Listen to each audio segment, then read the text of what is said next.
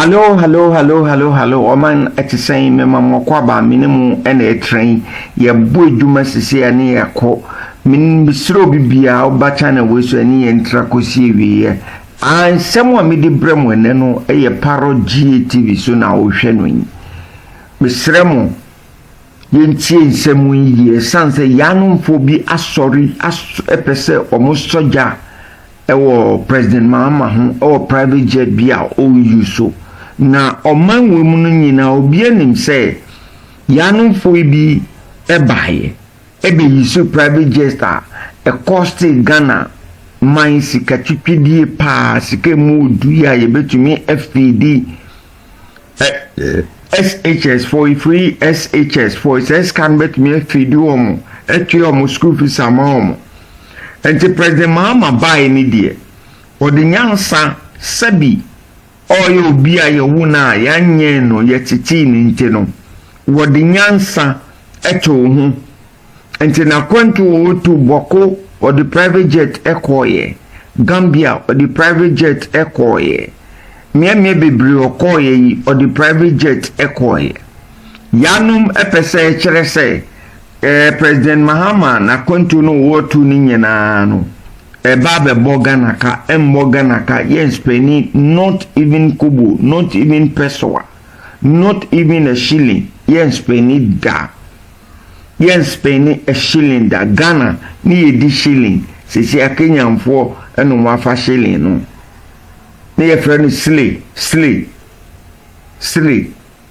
aha ye paro GTV ansana mede mensembe koso meso bibia ni die mu yesremo subscription ehia ye me subscribe button so ye newcomer me subscribe button so na me bell icon notification adoma na boom you no press all share video ma fufu nso nya benhwe afi like button no fa chiro do fa ma ye fa onsense suma ye oya comment section da ho ma fa asem bia koto ye so bibia ye da mo ase nsemo amekan ekosi fa mo Ghana web na me be kan amam but amanfo bi stati A2 yampia say Pres.Mahama akoto private jet eno o use a eba be Ghana ka ono a NDC fo ya ne ye bo yanum omo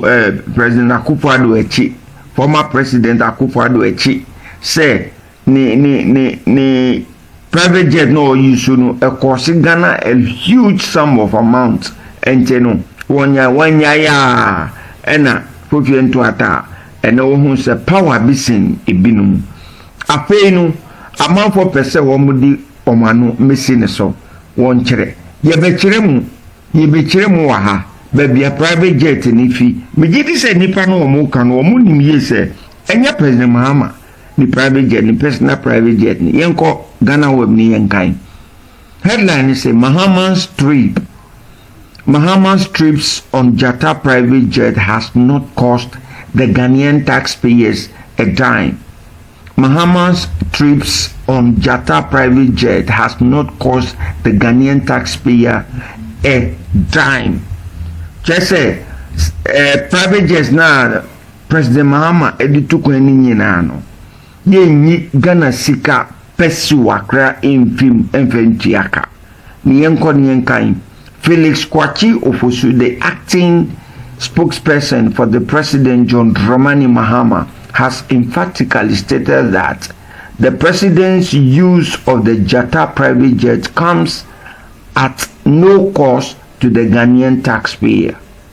There has been much speculation among some Ghanaians on social media after Pres.Mahama traveled on the private jet owned by his businessman brother Ibrahim Mahama to the Gambia. Some individuals have quoted substantial sums of money alleging that the Ghanaian taxpayer would cover the cost of the president's flight to West African country. However, speaking to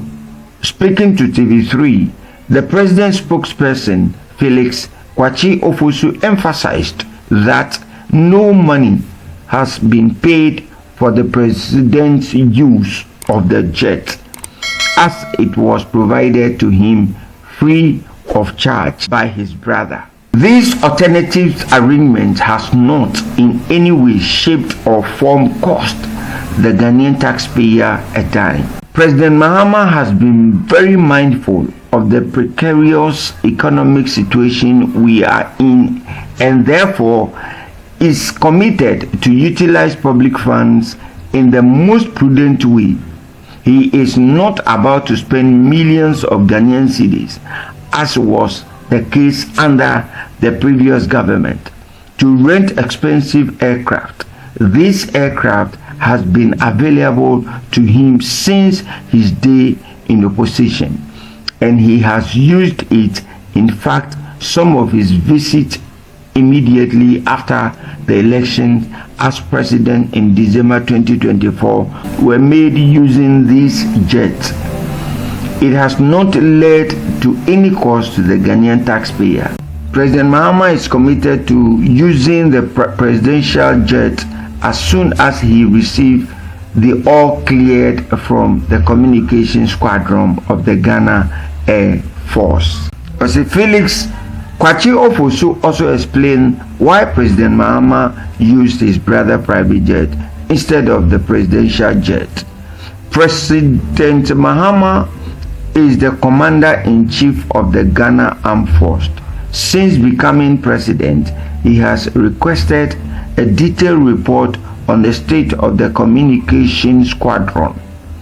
the unit within the Air Force that handles the presidential aircraft. He has asked for a brief on the unit and the planes under the control. That report has not yet been received. So pending its arrival, the president has been traveling the same way he did during his time in opposition, using the Jata jet. Kakra, me summarize ewon nsɛm ya kan nyinaa ne sɛ President Mahama wɔ opposition ne kura no Felix Ofosu Kwakye ena eka. O say President Mahama, then candidate Mahama a owo opposition kura no na oyusu ne brother eye Jata jeti eno an oyusu edi to ne kwan di ko babia na yeyi no so meye president no sisi a oye commander in chief enti otro letter edi ko babia jet Air Force Base 1 ni jet babia wo bia ni place wo Air Force ase ni nyina se wo mo fa brief notice emre no about the way shining nyina sitiye omu nyamfa mai enti ontumi nkotra nhye mu sisi agi se ohun oni opose oni we no your friends oni power aya no papa ya kotra mu adwinbonefo wo mutimu bibetumi esi nti opese ye clear sa aircraft ni nyina ehye amina se ansa na obetumi yi so obezo ba se emma dia na obe concentrate continue say obe yusu ni niano aye Mr. Ibrahim Mahama Jata cement ene djuma bebre papa ni ya obi anim say ukuraskaska woni nsem enti private jet there so no kurapa ono di ni sika betumi atobi amani niano odi bibeto bi amani ni apenye no aye President Mahama enti yanu nsem wo ka enti na Felix Kwachi Ofosu sadini yeta frene Felix Ofosu Kwachi ba wasesa no Felix Kwachi Ofosu no edi aba outa o chiremu no se jet na mo ka no enkosi Ghana even a dime just yenyi even one cedi crane fi mu fa nto bibia emfa ma jet no bibia e wo jet no mo e ko e ba ni nyina eye Jata ono ane sika ena odi ye bibia onu mu e boa Ghana bekai sometime bi na odo na ewo sekwa ijiri ye kunkum krofo ono adi ni excavators eni ni cars ni trucks akesi akuyiye yesi Mahama sisas kaman this time around onu no de mai sa de no ye in crowd ye ni free bagana from sebi ye mu bi anyu bia ye niama politics na dukuru ye mu too much enti se ye ade ne ti se ne o se de bia nipa ni ya de papakra na o so ye se o se utan hwani o ye se si ate Mahama e ko ba bia it is the state and so pet sa aircraft man no fanko oba also wako army honum onu so ye chief commanding chief commander army no no kwa si entro letter amre no na brief no about the aircraft na wo army na ase honum omfa my that is what he's saying. That's what police of or say it is not yet ready. And it's a ma na so tu kwaya otu idi ko Gambia ya semo hia pa and it's one ma na se woninam saa no pe so ko bia no di eden or the keteke na eko or the car and tu kwaya na ya nyema ni nyefe kakra sometimes no opposition tran ya ba ohwe MPNDC for ba opposition ni anye gidigidi se ya no mudie omude de bi opposition tran e omude ometra wa cheye pa nyame sho bibi aye parogy TV sem na media bremo no e jata jet ena Pres.Mahama is ever say bye bye.